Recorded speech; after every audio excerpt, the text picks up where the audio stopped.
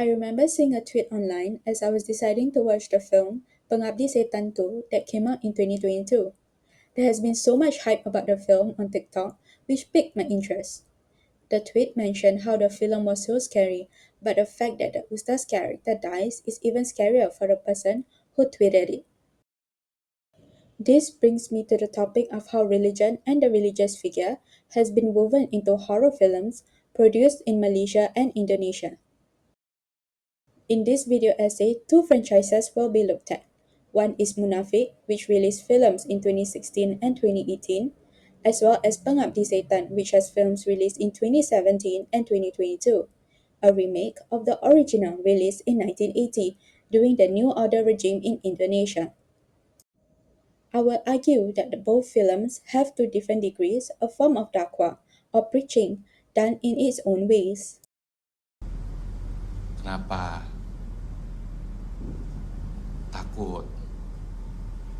Takut itu hanya kepada Allah Subhanahu wa Ta'ala.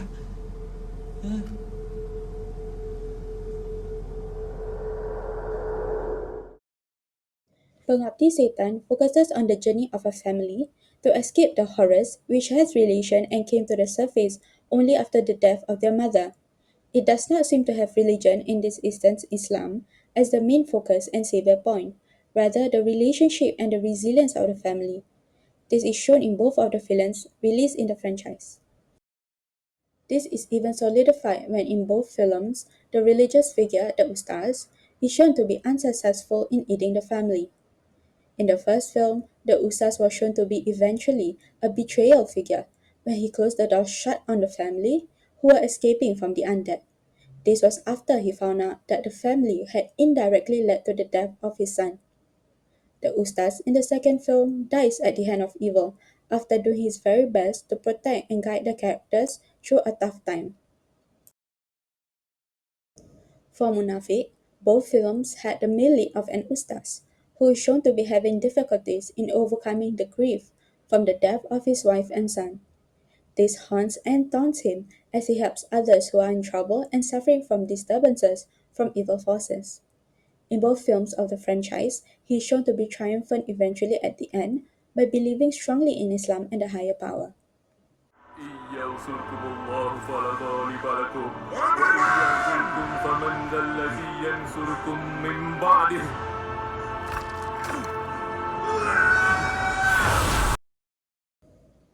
In both franchises, the Ustaz figure is shown as human, and at times imperfect, and may or may not be what like Anton Suntadeo mentioned in his writing, as a deus ex machina who is wise, patient, pious, and most importantly, an order restorer.